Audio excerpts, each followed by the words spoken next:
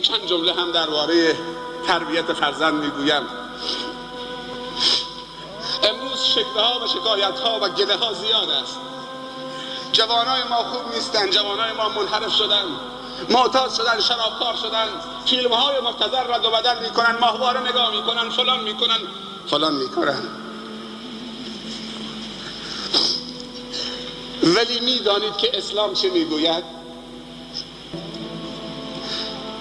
قرآن چه میگوید؟ الله و رسول الله چه میگویند؟ میگویند اگر پدر و مادری و جامعه‌ای فرزند صالح میخواهد باید 4 نفر صالح باشد. اگر ما میخوایم که دختر و پسرمون صالح باشن و مصلح باشن و عالم و دانشمند و مفید و پاک باشن و خدمتگزار جامعه باشن و آبروی جامعه اسلامی باشن، باید 4 نفر اول خوب بشود. این 4 نفر کیست؟ اولین کسی که باید خوب بشود پدر هست. اگر پدری پسر خوب میخواد باید خودش اول خوب باشد، چون پدر خوب نباشد پسر خوب نطلب. اگر باشد اون یک معجزه است. یخرج الحی من المیت و یخرج المیت من الحی. اون یه بحث جداگانه است، اون قاعده کلی نیست. پس اگر فرزندان خوب بشوند باید 4 نفر خوب بشوند. اول پدر. سوال: فرزندم چرا خوب نمیشوید؟ چرا آدم نمیشوید؟ چرا تابع نمیشوید؟ چرا با خدا نمیشوید؟ اول تو خودت بگرد. جلو آینه بنشین، جلو آینه خودت تنهایی. فلانی تو خوب هستید؟ خودت خوب هستید؟ صالح هستید؟ پاک هستید؟ رابطت با خدا چقدره؟ یک شاگردی از من سوال کرد، گفت جسارت نباشه جناب استاد، تو استاد منی. شاگرد یه سوال ازت بکنه جوابت چیه؟ گفتم هر سوالی دارید بکن. گفت رابطه تو با خدا چقدر قویست؟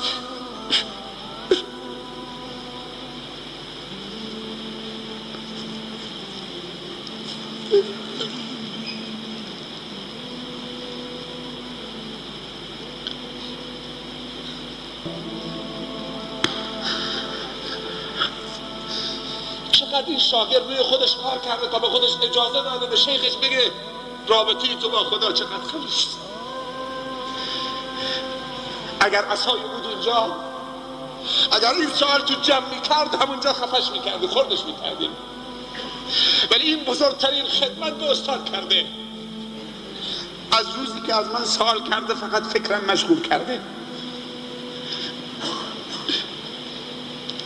استاد رابطه تو با خدا چقدر خوبه، قویست.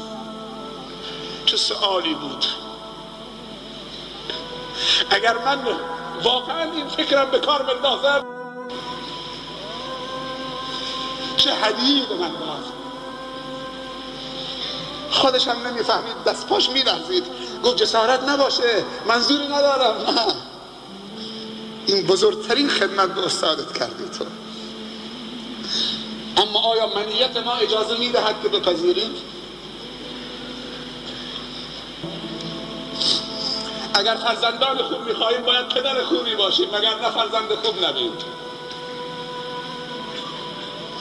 یک روزی من ایستاده بودم کنار یک مردی. مرده من نمیفهمیدم سیگاریه. در خانهش ایستاده بودیم. یک دفعه پسر 5 ساله 6 ساله در آمد. گفت پسرم بیا اینجا. محمد بیا اینجا. محمد آمد، اسمش محمده. محمد بیا اینجا. 5 سالشه 6 سالشه. دست کرد تو جیب 1000 تومان در آورد.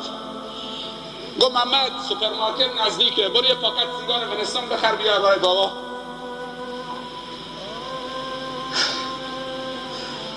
اسمش محمده. دست میکنه تو جیبش، بابای سیگاری، معذرت میخوام، 1000 تومان در میاره. میگه محمد 5 سالشه، برو سوپرمارکت یه پاکت ونستون برای بابا بخر بیار.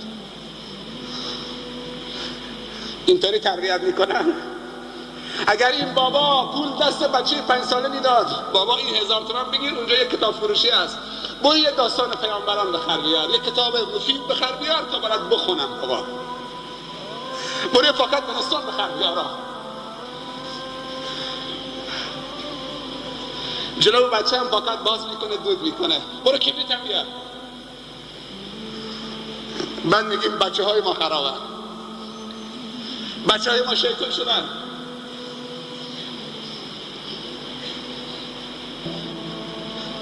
گاه وقتی که شهرداری اعلام میکنه، گاه وقتی شهرداری اعلام میکنه، تو زاهدان هم شهرداری هست، امروز روز پاکیزگی کوچه هاست، همه مردمی بسیط بشن، یالا دانش آموزا همه پلاستیک دستشون، آشغالای تو خیابان های زاهدان پاک بکنید. دیگه چی شد؟ کوچه ها تمیز میشه. پوست پفک و پوست فلان و پوست فلان و من یه سوال میخوام بکنم، دختر و پسر ما اندازه پوست پفک ارزش ندارن که به فکرشون باشیم بلندشون بکنیم؟ پوست پفک باید تو سطل آشغالی ریخته بشه چون جایگاهش اونجاست. بچه مسلمان جاش کجاست؟ تو مدرسه و دانشگاه و مسجد. اونو باید بلندش بکنیم اونجا بذاریم.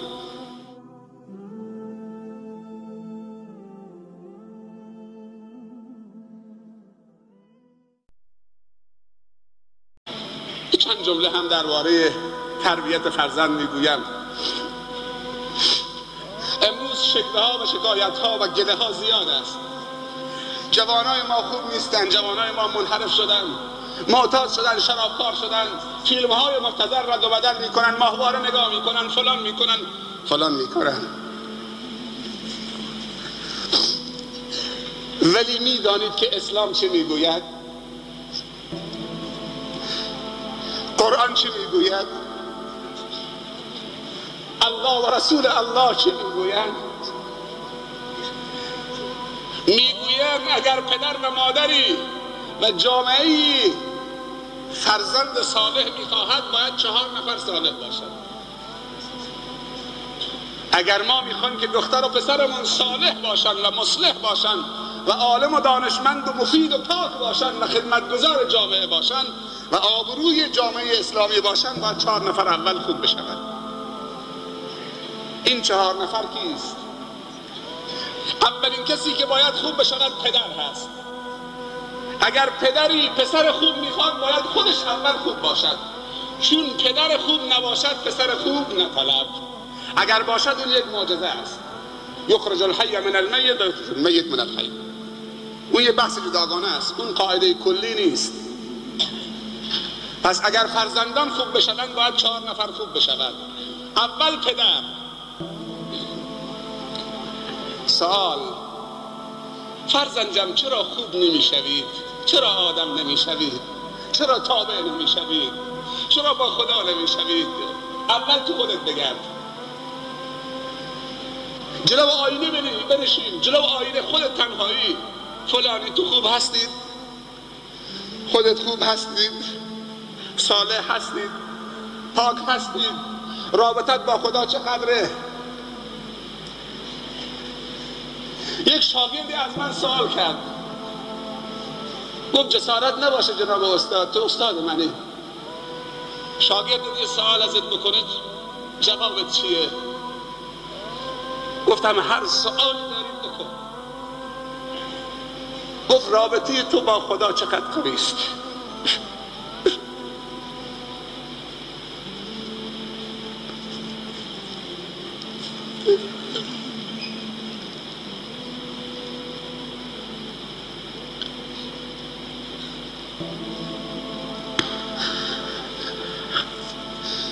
چقدر این شاگرد روی خودش کار کرده تا به خودش اجازه داده به شیخش بگه رابطه تو با خدا چقدر قوی است.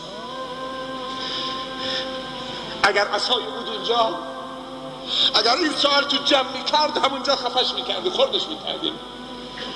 ولی این بزرگترین خدمت به استاد کرده. از روزی که از من سوال کرده فقط فکرم مشغول کرده. استاد رابطه تو با خدا چقدر خوبه، قوی است. چه سوالی بود. اگر من واقعا این فکرم به کار بندازم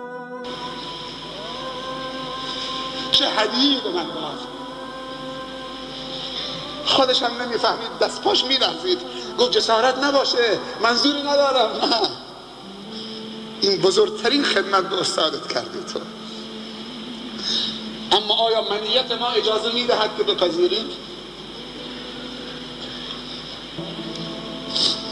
اگر فرزندان خوب میخواهیم باید پدر خوبی باشیم، مگر نه فرزند خوب نبیم.